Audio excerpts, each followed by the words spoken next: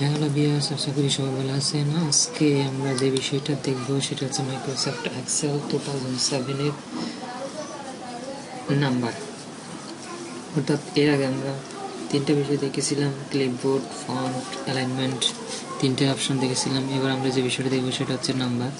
তো নাম্বার দিনে কী কী কাজ করা যায় সেটা আমরা আজকে দেখব এবং সেটা শেখার চেষ্টা করব।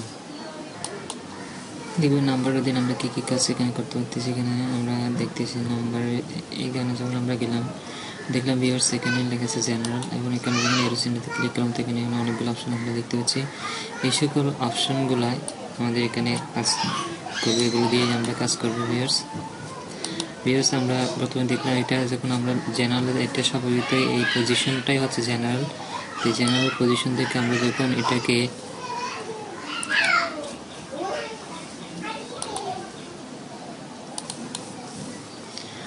জেনারেল থেকে এটাকে আমরা সিলেক্ট করলাম। ভিউয়ার্স আমরা সিলেক্ট করে এখানে দিলাম। এখানে দেখুন ভিউয়ার্স আমরা যখন নাম্বারে ক্লিক করবো অবশ্যই যখনই আমার প্রয়োজন হবে, আমি মনে করতেছি যে আমার প্রত্যেকটা অঙ্কের পিছনে দশমিকের পরে 2টা করে জিরো থাকবে, মানে দশমিকের 0 পয়সা টাকা তার দেখাবো, সেক্ষেত্রে আমরা এখানে ক্লিক করবো। দেখুন ভিউয়ার্স অবশ্যই এখানে 2টা জিরো দিলে শো করতেছে। ভিউয়ার্স আমরা যদি চাই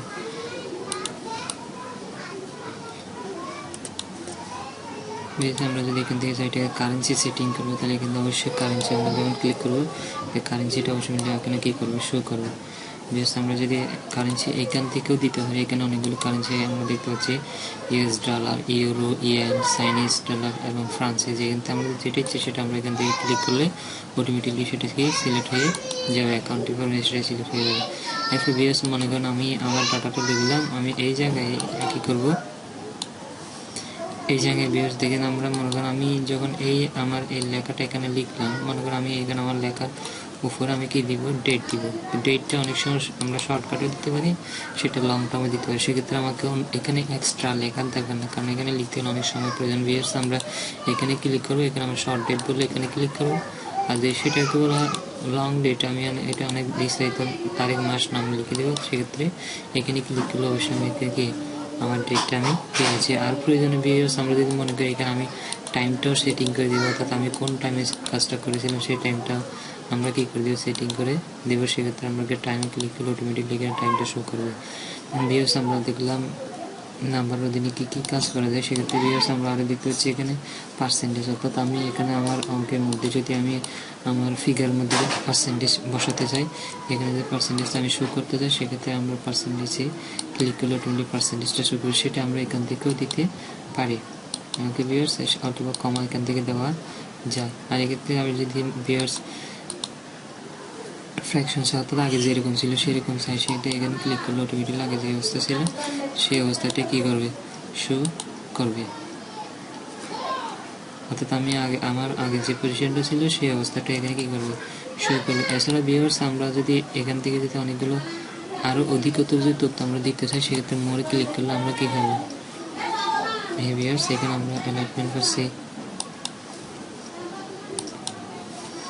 এখানে আমরা অ্যালাইনমেন্ট পাচ্ছি, ফন্ট পাচ্ছি, বর্ডার পাচ্ছি, ফিল পাচ্ছি। অর্থাৎ আমি আমার যে জিনিসটা প্রয়োজন সেই জিনিসটা আমি এখান থেকে সিলেক্ট করে সেটা ওকেতে ক্লিক করলে অটোমেটিক সেটা এখানে কী হয়ে যাবে, সেট হয়ে যাবে। ভিউয়ার্স আমরা সেটা এখান থেকে করে নিতে, অর্থাৎ একটা ডকুমেন্টকে যত ধরনের ফাংশন দিয়ে সোজা সাজানো যায়, যেভাবে সাজানো গোছানো প্রয়োজন মনে করি, সেই প্রয়োজনটা আমরা নাম্বারের মাধ্যমে কী করতে পারবো, মেটাতে পারবো। এখান থেকে আমরা প্রয়োজনীয় সমাধানটা বের করে, অর্থাৎ প্রয়োজন আমাদের ইচ্ছে মতো আমরা সেটা দেখতে পারবো। অর্থাৎ আমরা নিজেদের ইচ্ছে মতো করে এখান থেকে মনে করো আমি যদি 2টা শূন্য বাড়ি দিতে চাই, সেক্ষেত্রে আমরা কি নিতে পারবো, বাড়ি নিতে পারবো।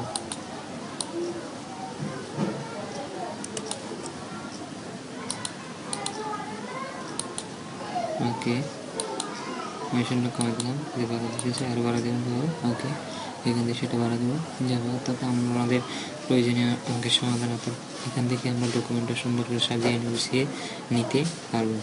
ভিউয়ার্স পরবর্তী লেসন দেখার আমন্ত্রণ জানিয়ে এখানে শেষ করছি। সবাইকে ধন্যবাদ।